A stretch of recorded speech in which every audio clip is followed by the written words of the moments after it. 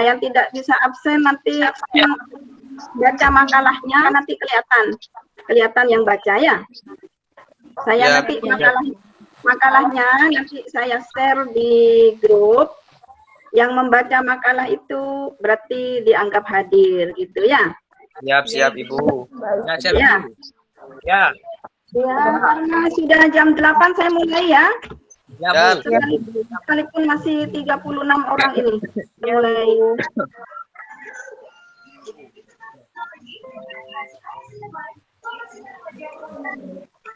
Pak Ria boleh ya, enggak boleh Pak Cacah menurut Cacah anak dulu Pak Guru ya. Maaf ini saya pakai operator ya adik-adik ya. Iya nggak apa-apa Ibu. Mulai. Iya Bu. Baik saya mulai ya. Oh ini ada yang masuk. Ya. Oh mungkin ini banyak yang tahunya jam 8 Mas. Nanti kita tunggu 5 menit aja. Khawatirnya tahunya jam 8. Ya, siap Ibu. Ya, 5 menit ya. Mulai. Gimana Ibu? Gimana? Bintang silat. Eka Watiningsih ya? Iya Ibu. Dari mana Mbak? Dari Pademawu.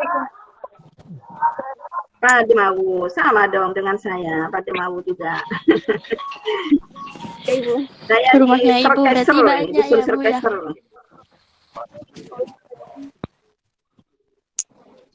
Oh. Ibu dari Terkester Ibu. Oh, gini Mbak ya, nanti kalau ada yang masuk minta tolong diadmit bisa ya? Karena saya mau sambil ngajar, nanti kalau ada yang masuk, bisa enggak diadmitkan dari saudara?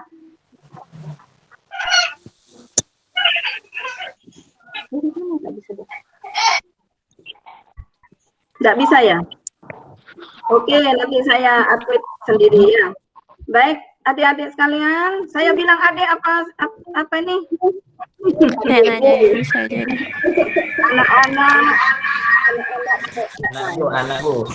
Anak ya, dianggap anak ya. Biar adik lah biar mana ya? Biar lebih dekat ya. Baik, saya mulai. Assalamualaikum warahmatullahi wabarakatuh.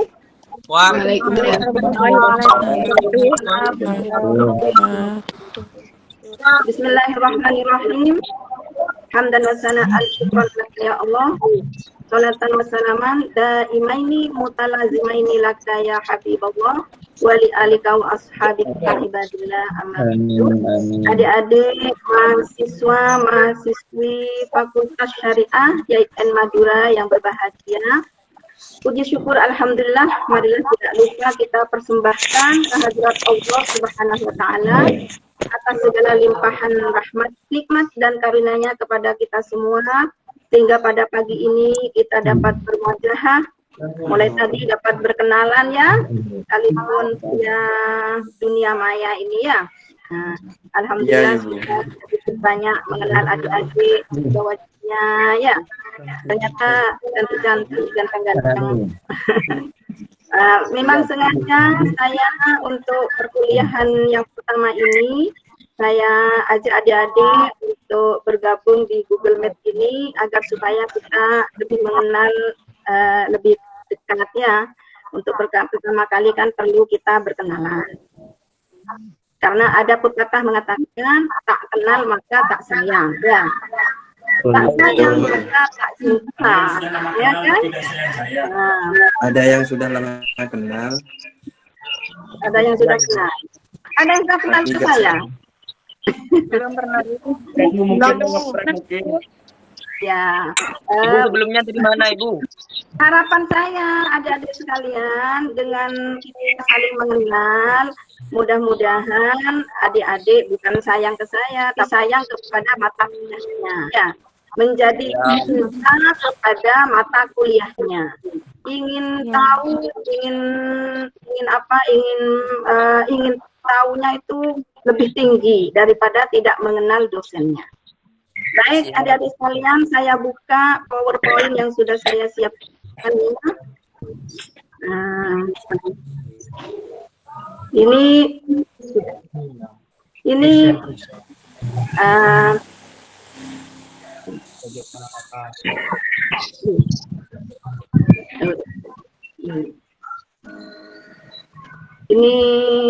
sudah ya, terlihat ya? Belum lihat? Belum. PowerPoint belum terlihat? Belum. Belum, Ibu. Belum, Bu.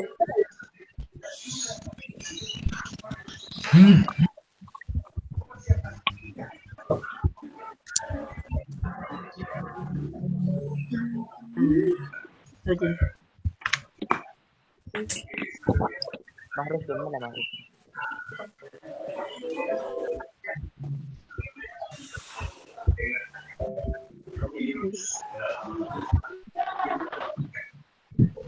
Oh ya udah terlihat Bu. Sudah terlihat ya? Ya. Mantap. Mantap. Kita akan belajar tentang hukum acara peradilan dan agama. Jadi sebelum bicara tentang hukum acara peradilan agama, jadi kata saya tadi perlu mengenal siapa itu dosennya.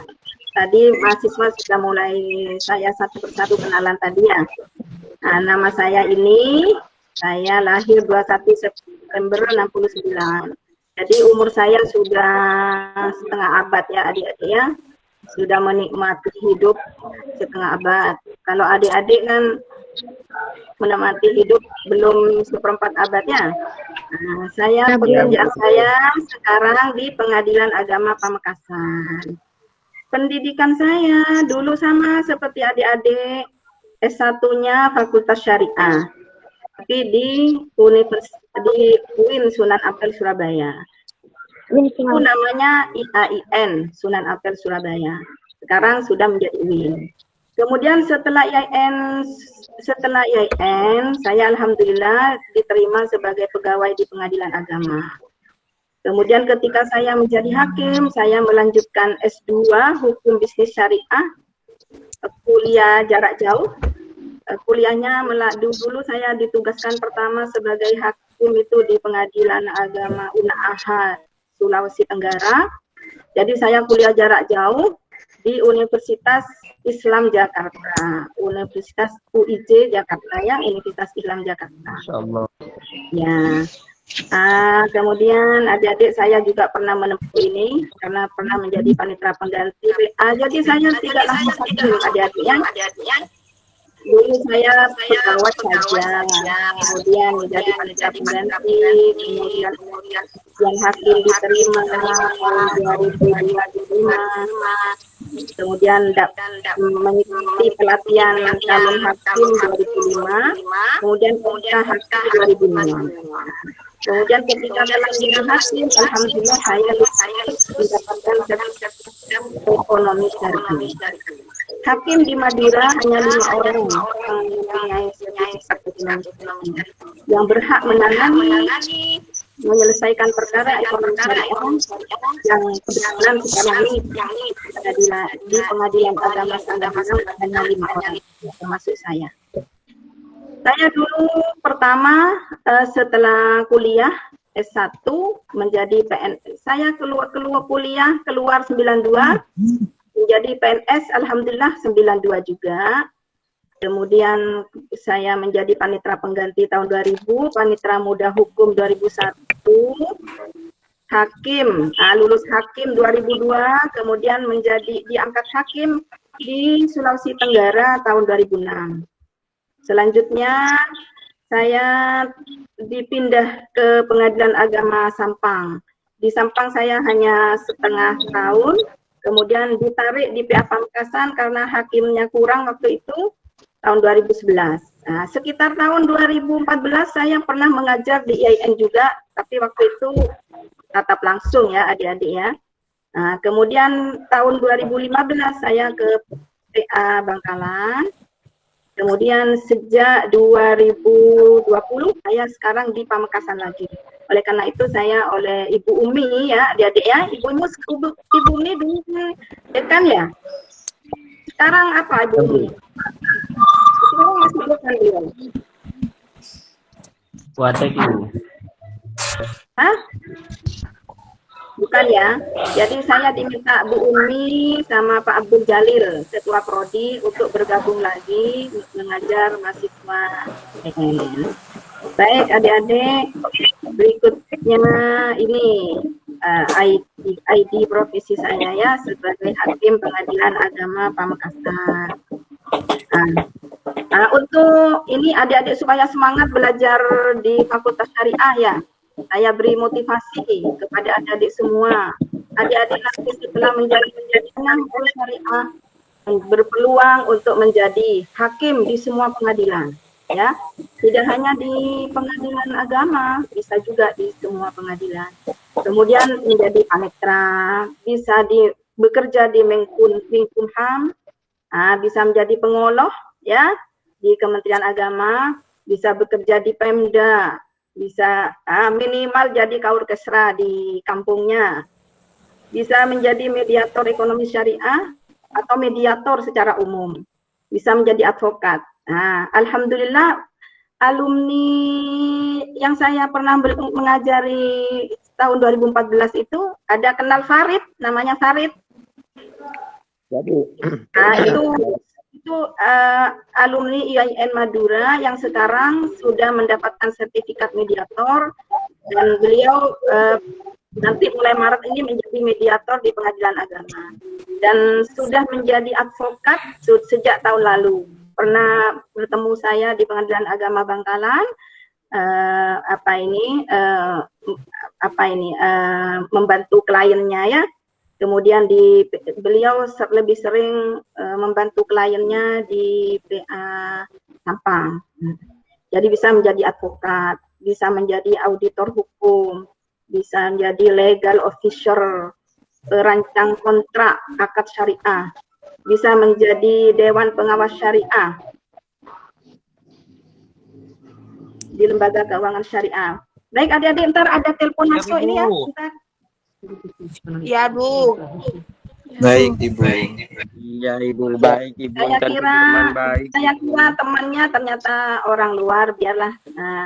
Jadi kemudian bisa jadi dosen.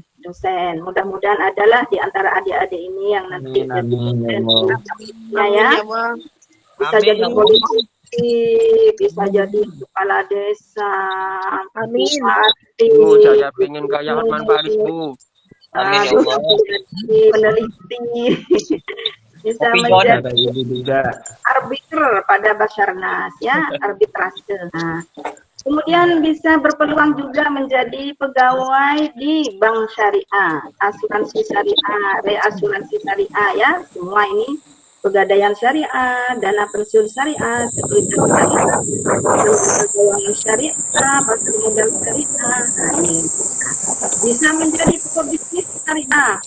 Mudah-mudahan ini pebisnis syariah ini ya bisa menjadi orang kaya. Ya, baik adik-adik, kita memasuki pada mata kuliahnya pada materi kekuasaan kehakiman dan wewenang peradilan agama. Sebentar adik ini. Kata Sudirman baik Ibu. Beheki, belum pernah bagi. Gas kan. Beri mabar. Cek marus. Lojin. Abu ya. Imam boleh jadi imam. Cek mabar. Orang nggak masuk mabar ya. Panggang.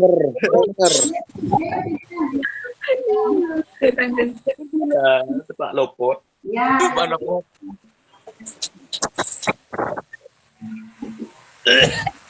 Maaf ya adik-adik, ada teman muslimat ini.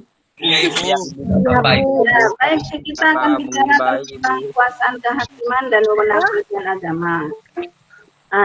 Ini mungkin agak sedikit membosankan, tapi mudah-mudahan adik-adik tidak bosan menerima mata kuliah ini ya. Di dalam Undang-Undang Undang-Undang Dasar 45 disebutkan di pasal 24 ayat 1 ya. Bawa catatan, catat ya. Ya. Ya, pasal 24 ayat 1 disebutkan bahwa kekuasaan kehakiman itu dilakukan secara merdeka oleh Mahkamah Agung dan peradilan yang ada di bawahnya. Peradilan yang ada di bawahnya itu ada 5 menurut Undang-Undang nomor Undang-Undang Dasar 45 ya. Di pasal 2-nya, di pasal 24 ayat 2-nya disebutkan sebentar saya minta air dulu. Ini di screen nggak apa-apa ya? Iya, di mana? Di screen nggak apa-apa. Di print boleh. Nanti saya ini ya. Nanti saya upload ke grup semua ini. Siap, Ibu. Ya. Jadi sebentar saya minum nih dulu. Banyak asistennya di sini. Jadi menurut pasal 24 ayat 2 bahwa kekuasaan kehakiman itu dilakukan oleh Mahkamah Agung dan peradilan di bawahnya, yaitu 1 peradilan umum, peradilan negeri ya. Kemudian peradilan agama, kemudian peradilan tata usaha negara, kemudian peradilan militer. Nah, kemudian Mahkamah Konstitusi, ya. Mahkamah Konstitusi. Nah, apa itu Mahkamah Konstitusi? Adik-adik, Mahkamah Konstitusi yang berwenang menyelesaikan perkara sengketa hak uji material, ya. Itu kalau ada undang-undang terbitan pemerintah dan DPR, kemudian bertentangan dengan Undang-Undang Dasar 45, maka itu diajukan ke Mahkamah Konstitusi. Kemudian sengketa pilkada, ya. Kemudian pembubaran partai politik, itu wewenangnya Mahkamah Konstitusi. Nah, menurut Undang-Undang Dasar 45, 5 peradilan itu berada di bawah Mahkamah Agung. Namun dalam perkembangannya, Mahkamah Konstitusi itu setara dengan Mahkamah Agung, tidak lagi menjadi di bawah Mahkamah Agung. Nah, dan ini berdasarkan Undang-Undang Nomor 48 Tahun 2009 tentang kekuasaan kehakiman, pasal 18, ada 4 lingkungan peradilan yang berada di bawah Mahkamah Agung. Yang pertama, peradilan umum, peradilan agama, peradilan militer, peradilan tata usaha negara. Sedangkan Mahkamah Konstitusi sudah di luar, ya, menjadi lembaga tersendiri. Nah, ini yang namanya satu atap. 4 lingkungan peradilan ini disebut satu atap di bawah Mahkamah Agung. Jadi kalau dulu pengadilan agama itu di bawah Departemen Agama, ya. Kayak saya itu pegawai Departemen Agama, sekarang sudah tidak lagi sejak undang-undang ini nih, Undang-Undang Nomor 3, sejak Undang-Undang Nomor 3 Tahun 2006, pengadilan agama sudah berada di bawah Mahkamah Agung. Dulu peradilan umum, peradilan negeri itu berada di bawah Menkumham, Menkumham ya, kehakiman. Sejak tahun 2004 di bawah Mahkamah Agung. Kemudian Mahkamah Militer ini ya, dulu sendiri dia di bawah TNI aja, sekarang di bawah Mahkamah Agung. Kemudian Tata Usaha Negara ini juga di bawah Mahkamah Agung. Nah, peradilan umum apa wewenangnya? Peradilan umum itu mengadili, memeriksa, mengadili dan memutus perkara pidana dan perdata secara umum, di luar perdata agama ya, perdata umum ya. Kemudian seperti apa perdata umum? Kayak wan prestasi, perdagangan konvensional, kemudian sengketa antara nasabah dengan bank konvensional, itu peradilan umum. Peradilan agama nanti wewenangnya akan saya sampaikan tersendiri nanti di belakang. Kemudian peradilan militer wewenangnya itu menangani perkara pidana bagi prajurit TNI ya, pidana yang dilakukan prajurit TNI itu bukan di pengadilan negeri tapi di pengadilan militer. Kemudian peradilan tata usaha negara itu menangani perkara sengketa tata usaha negara. Terkait apa? Seumpamanya ada SK pemberhentian kepala sekolah umpamanya tidak benar secara hukum. Nah, bisa diajukan ke tata usaha negara. Berlanjut ya, adik-adik ya. Nah, sekarang kita bicara tentang kewenangan peradilan agama. Nah, ketika seseorang mengajukan perkara, ya, karena di pengadilan agama itu kan perkara perceraian, perkara waris, perkara sengketa ekonomi syariah, ya. Nah, maka seseorang yang mengajukan perkara itu baik berupa permohonan maupun gugatan, ya, nanti akan diterangkan tentang gugatan dan permohonan di belakang, ya. Permohonan itu tidak ada sengketa, kalau gugatan itu ada sengketa. Maka seseorang yang akan mengajukan perkara ke pengadilan itu harus mengetahui berwenang tidak pengadilan yang akan kita ajukan perkara itu. Nah, kewenangan pengadilan itu adik-adik ya ada dua ya, kewenangan relatif. Nih coba, jadi harus tahu orang berperkara itu, ini perkara saya nih mau diajukan ke pengadilan agama mana? Apa ke PA Pamekasan, apa ke PA Sampang, apa ke PA mana? Gitu. Nah, jadi ini apa maksud dari kewenangan relatif? Nah, kalau ini dulu adik-adik ya perlu saya sampaikan ya. Dulu saya waktu belajar di IAIN Surabaya, dosen hanya menyampaikan seperti ini.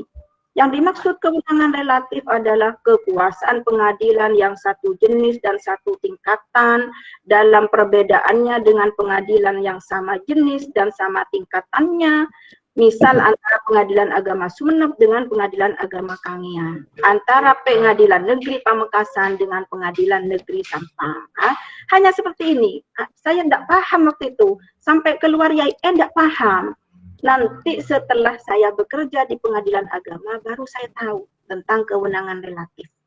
Biasa disebut juga, kewenangan relatif itu biasa disebut juga dengan yurisdiksi pengadilan, wilayah yurisdiksi pengadilan. Nah, kalau hanya diterangkan seperti ini, mungkin adik-adik tidak paham apa sih maksudnya. Nah, akan saya beri contoh ya. Contohnya ya, ketika ada tetangga adik-adik mau ngajukan cerai ya. Nah, tempat tinggalnya di mana dia? Nah, ketika masih rukun, tempat tinggalnya di Sampang, ya. Kemudian ketika bertengkar, kemudian istrinya dikembalikan oleh suaminya ke Pamekasan. Nah, sekarang suaminya mau mengajukan perkara ke Pamekasan, apa ke Sampang, apa ke PA Sampang. Nah, ini yang disebut dengan kewenangan relatif.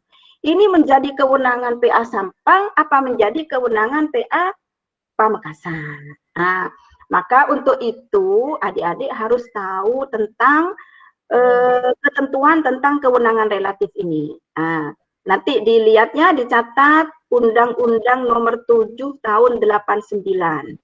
Dilihat pasal 66 ya. Ketika di dalam pasal 66 Undang-Undang Nomor 7 Tahun 89 disebutkan, ketika seorang suami mengajukan perceraian, maka harus mengajukan di tempat kediaman istri, kecuali istri meninggalkan kediaman bersama tanpa sepengetahuan suami. Nah, itu pasalnya ya. Kemudian pasal 73, kalau istri yang mau mengajukan cerai di mana? Di pasal 73 Undang-Undang Nomor 7 Tahun 89 disebutkan apabila istri mengajukan perceraian, maka ia mengajukan perceraian di tempat kediaman istri, ya, adik-adik ya. Ya, Bu. Jadi adik-adik, sebentar ini mungkin banyak yang admit ya. Gimana dah? Banyak yang admit kalian dah. Yes, sebentar ya. Kasihan temannya nanti tidak ikut. Nah, ini ada.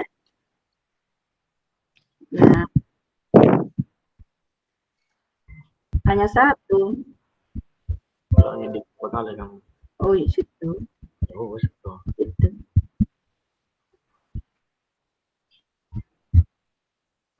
Baik. Present. Nah. Baik, sudah terlihat lagi ya? Ya, Bu. Ya. Iya, Bu.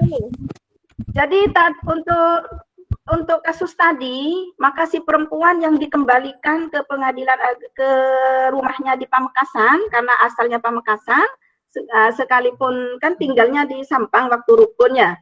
Maka ini untuk bercerai suaminya ngajukan di mana? Sekalipun suaminya itu tempat tinggalnya di Pamekasan, tidak di Sampang, tidak bisa dia mengajukan perkara di PA Sampang, tapi mengajukan perkaranya harus di PA Pamekasan, di tempat kediaman istri. Inilah yang namanya kewenangan relatif. Kewenangan terkait dengan wilayah, ya. Di wilayah apa pengadilan itu berwenang mengadili perkara tersebut, gitu ya. Nah, kemudian kalau istrinya yang mengajukan cerai, ya di PA Pamekasan karena memang kediamannya Pamekasan. Nah, kecuali peristiwa yang tadi itu istrinya meninggalkan kediaman bersama di Sampang tanpa sepengetahuan, minggat, ya, minggat, maka si suami bisa mengajukan perkara di PA Sampang. Nah, paham adik-adik ya tentang kewenangan relatifnya? Paham? Siap, paham, Bu. Siap. Insya Allah paham, Ibu. Allah ya. Jadi, kemudian kaitannya dengan pengadilan tinggi agama nih, gimana? Kalau banding, orang Sampang mengajukan perkara di Pamekasan. Kalau banding tidak terima terhadap putusan pengadilan, kemana? Ke PTA Surabaya, bukan ke PTA Makassar, bukan ke PTA Bandung, ya, bukan ke PTA Jakarta. Sekalipun suaminya ketika banding dia tinggalnya di Jakarta sekarang karena sudah setelah berpisah dengan istrinya, kemudian dia bekerja di Jakarta namanya. Nah, karena dia tidak terima terhadap putusan pengadilan karena dihukum terlalu banyak umpamanya, sampai dihukum untuk bayar nafkah dan lain-lain sekian juta, dia tidak terima mau banding umpamanya. Sementara dia ada di Jakarta, ke pengadilan agama dia mengajukan perkara bukan ke PTA di Jakarta tapi di PTA Surabaya, yaitu PTA yang mewilayahi perkara pertamanya diajukan. Nah, jadi perkara tingkat pertamanya kan di PA Pamekasan diajukan, maka bandingnya ke PTA Surabaya. Seperti itu. Itu namanya kewenangan relatif. Kalau salah kamar tidak diterima perkaranya, namanya di NO. Need Fund Club, ya. Nah, kemudian sekarang mengenai kewenangan absolut. Apa itu kewenangan absolut? Pengertian kewenangan absolut yaitu kekuasaan pengadilan yang berhubungan dengan jenis perkara atau jenis pengadilan atau tingkatan pengadilan dalam perbedaannya dengan jenis perkara atau jenis pengadilan atau tingkatan pengadilan lainnya. Misalnya pengadilan agama berwenang atas perkara perkawinan. Sedangkan peradilan umum itu berwenang menangani perkara perkawinan non-muslim. Kalau peradilan agama berwenang mengadili perkara perkawinan orang Islam. Nah ini adik-adik ya, perkara yang menjadi kewenangan peradilan agama, satu, tentang perkawinan. Ini banyak ini perkawinan, bisa dilihat pada penjelasan pasal 49 huruf A Undang-Undang Nomor 7 Tahun 89. Nanti saya share ya Undang-Undang Nomor 7 Tahun 89. Bisa dilihat pasal 49, perkawinan tuh banyak.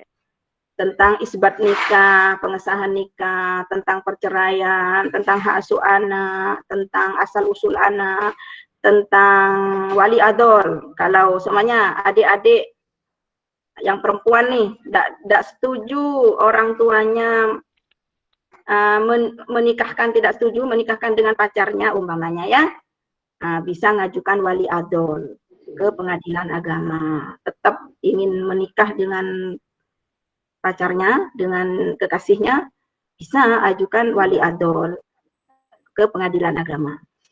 Atau umurnya tidak cukup. Maksa ya, Bu.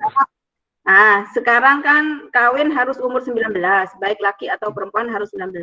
Ternyata tidak cukup, mau nikah, ngajukan dispensasi kawin ke pengadilan agama. Jadi ini perkawinan banyak ya, harta bersama, perwalian, hak asuh anak, kemudian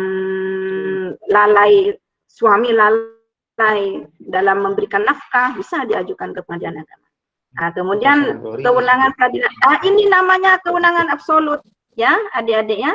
Kalau kewenangan relatif tadi terkait dengan wilayah yang bisa mengadili perkara tersebut, ya, pengadilan agama Pamekasan mewilayahi yurisdiksinya dalam perkara yang berhak dia tangani, itu namanya kewenangan relatif. Kalau kewenangan absolut, perkaranya, perkara perkawinan, perkara waris, wasiat, hibah, wakaf, zakat, infak, sodako, ekonomi syariah. Ekonomi syariah itu ada banyak ya. Ekonomi syariah, mana ini? Kok loading dan kok tidak bisa. Ekonomi syariah itu diantaranya tadi seperti tadi tuh bank syariah, reksadana syariah. Iya, tak bisa. Oh, sudah selesai. Oh, enggak. Ya, terakhir. Oh ya, oke. Jadi ini adik-adiknya, saya kira mengenai kewenangan absolut ini insya Allah pahamnya. Jadi perkawinan ada beberapa item di sini. Paham ya? Kemudian waris ini bisa permohonan waris, permohonan untuk ditetapkan ahli waris dan pembagian. Bisa sengketa, kalau ada sengketa tentang harta warisan, itu siapa yang menjadi ahli waris, bagiannya bagaimana, harta yang akan diwariskan apa saja, yang menjadi warisan apa saja, kemudian wasiat, wakaf, zakat, infak, sedekah, dan ekonomi syariah. Ekonomi syariah ini banyak ya, nasabah dengan bank, antara nasabah dengan bank syariah, dengan reksadana syariah, dengan bank pensiunan syariah, pegadaian syariah, dan sebagainya, dengan lembaga amil zakat dan sebagainya. Saya kira itu adik-adik sekalian ya. Kira-kira ada pertanyaan di sini enggak? Kalau ada pertanyaan di sini, ini tidak saya tutup dulu. Ya, kira-kira ada pertanyaan. Mau bertanya di Google Meet ini atau di grup saja? Google Meet. Ada yang mau bertanya di Google Meet? Ada? Ada ya? Ada Bu. Hah? Ada Bu. Ada Bu. Ada. Ada Bu. Ada Ya, Bu. kalau ada ini Ada Ibu, ada. ya, oke. Saya tutup dulu ini PowerPoint-nya.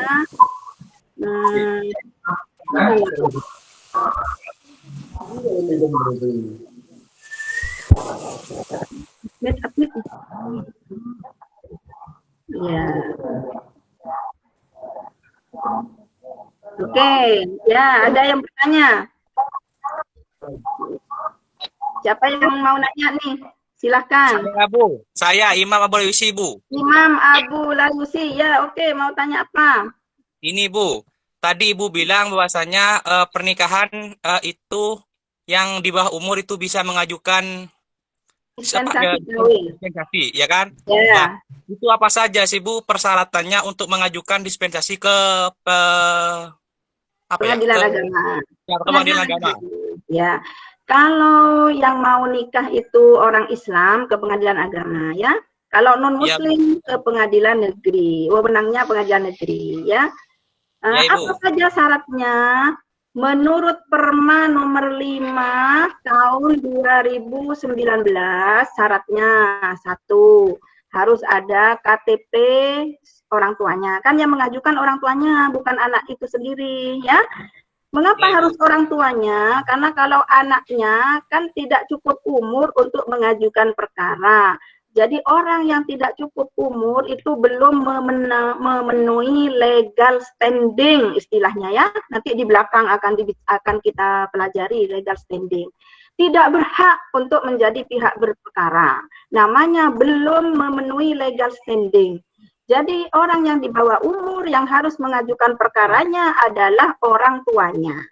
Jadi syaratnya harus ada KTP kedua orang tua yang mengajukan perkara. Kalau orang tuanya hidup semua ya.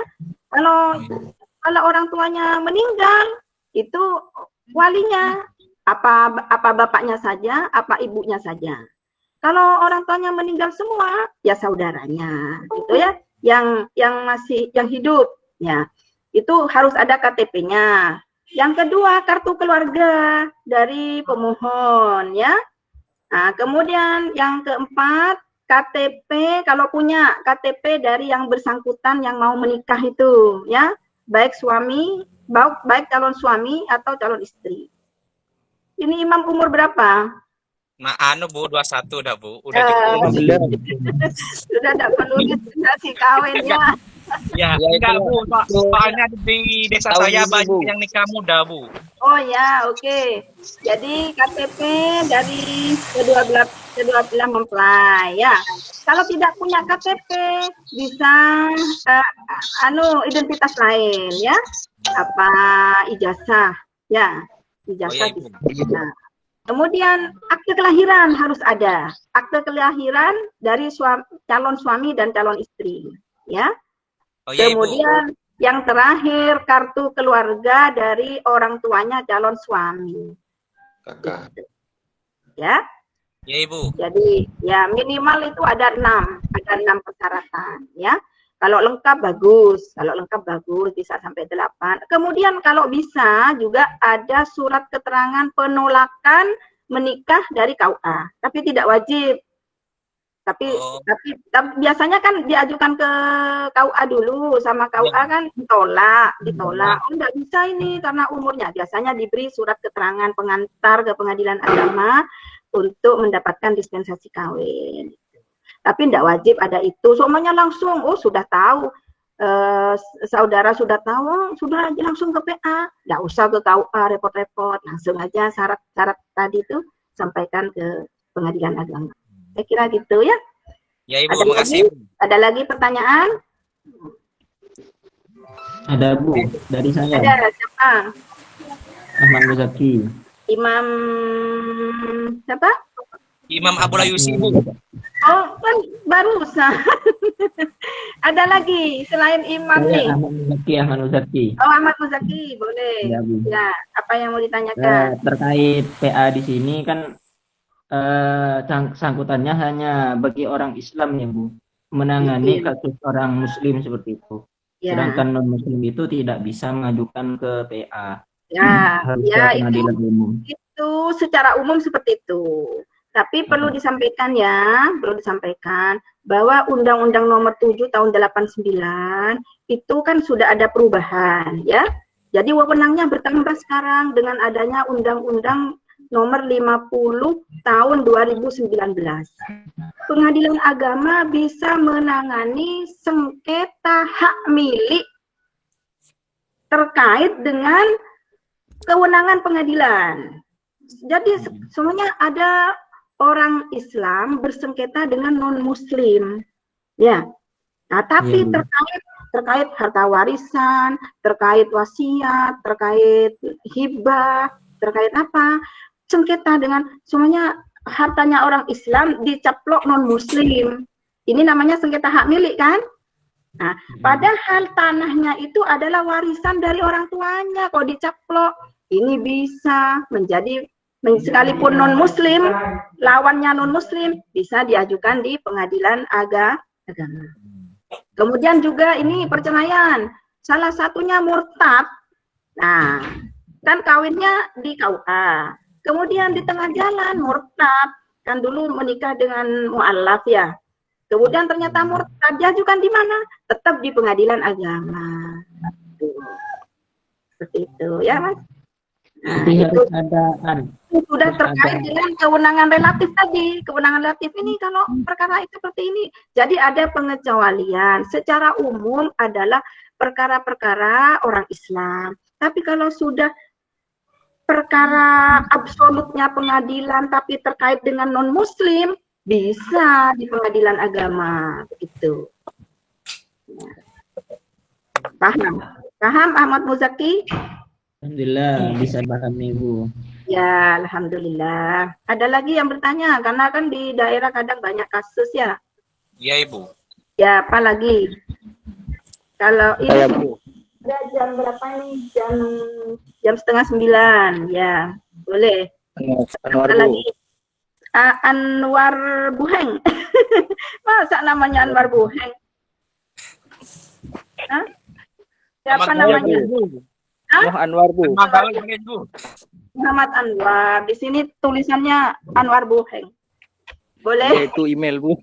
Iya. Mau nanya apa, Anwar? Namanya itu, Bu. Anwar itu banyak cahayanya ya. Amin, Bu. Nurun kan. Amin. Kalau tunggal kan nurun mufradnya. Kalau banyak kan Anwarun, banyak cahayanya. Ya mudah-mudahan bercahaya hatinya ya. Amin, Bu. Ya, ayo tanya apa Anwar? Sekedar ini, Bu, sekedar mengembangkan pertanyaan saudara Imam tadi Ya. berkaitan dengan contoh yang sudah dikasih tadi bab Iya. apa? Soal kewenangan absolut, Ya, absolut ya. yaitu mengenai wilayah perkara, di mana tadi Ibu Kewenangan relatif itu, Mas. Kalau wilayah perkara itu kewenangan relatif. oh iya Bu, salah Bu. Kalau absolut itu perkara yang ditangani apa waris, apa perkawinan, perceraian dan sebagainya itu kewenangan absolut ya. Kalau relatif terkait dengan wilayah yurisdiksi. Pengadilan apa yang berwenang menangani perkara itu? Nah, terkait wilayah ya, apa PA Pamekasan, apa PA Sampang, apa Pengadilan Tinggi Agama, apa PTA Surabaya, apa PTA Semarang, itu namanya kewenangan relatif. Nah, sekarang mau nanya apa? Kewenangan relatif. Kewenangan absolut itu kan tadi ada contoh yaitu dispen nikah. Iya, itu kewenangan absolut kan, namanya. Iya, Ya. itu kan ada pengajuan kan. Dan dalam hal itu saya itu banyak ini di desa saya itu kan banyak nikah muda dan salah satunya itu ada biaya. Jadi kira-kira ada biaya ketetapan nggak? Bukan di KUA gitu ya? Iya. Bisa ajukan isbat nikah ke Pengadilan Agama, pengesahan nikah namanya. Caranya ngajukan pengesahan nikah itu hanya satu, minta keterangan dari KUA bahwa perkawinannya belum tercatat di KUA setempat, ya, belum tercatat di KUA setempat. Kemudian membawa juga keterangan domisili atau KTP yang bersangkutan. Cukup ada tiga syarat aja kalau isbat nikah. Nah, jadi banyak memang itu perkawinan yang dilakukan oleh masyarakat kita tidak dilakukan di KUA. Ada yang karena masalah biaya, ada yang karena masalah keburu, mau dibawa ke luar Jawa dan sebagainya. Ada juga tapi yang masih terikat karena terikat perkawinan dengan perkawinan sebelumnya, banyak yang seperti itu. Nah, kalau memang sudah bercerai ke Pengadilan Agama, ajukan aja isbat nikah perkawinan dengan yang istri barunya itu, supaya mendapatkan surat nikah. Setelah mendapatkan penetapan pengadilan, ya pengesahan nikah, ajukan dulu isbat nikah ke pengadilan, kan nanti mendapatkan putusan atau penetapan tentang sahnya perkawinan. Setelah itu dibawa ke KUA, akhirnya mendapatkan surat nikah. Seperti itu, ya. Berarti untuk semisal pengajuan dispen itu ada biaya nggak, Bu? karena Oh iya. banyak ini Ya kalau kose ke pengadilan ata juta agama bu, ada. Hah? ata juta bulan bu, kasih bu. Oh, masa ata juta? Ini aja langsung ke pengadilan agama, jangan melalui pakai pengacara ya. Kalau pakai pengacara kan memang bayar pengacaranya. Jangan pakai pengacara, langsung aja ajukan ke pengadilan agama, nanya di bagian PTSP ya. PTSP sekarang itu kan pemerintah tuh semua kantor tuh ada yang namanya PTSP. Pelayanan terpadu satu pintu ya. Jangan kemana-mana, langsung aja ke pengadilan agama di bagian PTSP. Alhamdulillah ada ibunya ya, imamnya. Selamat ibu, sukses anaknya. Ya, jadi kalau mengajukan perkara, kalau tidak melalui pengacara, langsung aja ke pengadilan agama, langsung tanya di bagian informasi di PTSP, ya. Insya Allah biayanya enggak juta seperti itu. Nah, kalau hanya isbat nikah, dispensasi kawin, enggak seperti itulah 1 juta ke bawah lah. Oh iya bu. Ya, gitu ya. Sampaikan pada masyarakat, kan terkadang itu banyak orang yang menangani. Akhirnya dari tangan ke tangan itu yang besar biayanya. Langsung aja tanya adik-adik sebagai mahasiswa syariah bisa mencari tahu, kan dekat dengan pengadilan agama. Tanya syaratnya apa saja, biayanya berapa. Kalau ada masyarakatnya yang mau cerai, mau mengajukan pengesahan nikah, mau mengajukan dispensasi kawin, langsung aja tanya ke pengadilan di bagian penerimaan perkara, ya. Namanya itu PTSP, nanti diarahkan di sana, bagian informasi ada. Ya. Nah, ada pertanyaan lain? Ada? Ini yang bergabung baru 39 orang. Berarti masih banyak yang belum bisa bergabung ya? Ya Ibu. Ya Bu. Iya. Ada yang komunikasi enggak? Kesulitan masuk atau gimana? Di grup Bu sudah bilang semua, kayaknya banyak. Banyak yang enggak bisa masuk ya? Banyak bilang. Iya Bu. Beres absensi katanya Bu. Kenapa? Bu, jaringan jaringan. Oh, jaringan. Oke. Yang jaringannya remote bisa baca. Bisa baca makalahnya ya. Nanti yang baca makalah itu saya anggap hadir. Ya. Ya Bu. Maaf. Oke, sudah cukup ya? Sudah Bu. Ya Bu. Nanti lagi akan saya share makalahnya ya. Silabusnya. Silabus satu stiker saya share semua ya. Nanti kalau menjelang pertemuan itu adik-adik baca satu pertemuan aja, pertemuan kedua nanti dibacalah sebelumnya supaya kalau nanti ada yang mau ditanyakan. Nah, kemudian ini saya tanya, yang diinginkan ini kita belajar daring seperti ini atau cukup share aja? Gimana? Kalau banyak yang menginginkan kita belajar seperti ini supaya bisa tanya jawab, saya beri kesempatan seperti ini tiap minggu. Gimana? Di WA gak apa-apa Bu, di sini jangan ngelek kalau pakai ini Bu. Oh gitu ya, oke. Nanti untuk mungkin kapan-kapan kalau kita sudah ingin ketemu dan perlu penjelasan kita lewat ya. Nah, maksudnya jangan sering-sering gitu Mas ya. Ya. Iya soalnya nge-lag Ibu, delay jadinya. Oke. Kalau rindu bisa nanti Bu. Iya. Aim nggak masuk Bu. Nanti kalau ada pertanyaan silahkan disampaikan melalui WA group ya. Boleh. Nanti sampai sore, kalau sampai sore saya beri penjelasan. Nah, kemudian untuk sementara, tapi ini sampai siang saya tidak bisa menjawab mungkin karena saya mau ke pertemuan muslimat ya.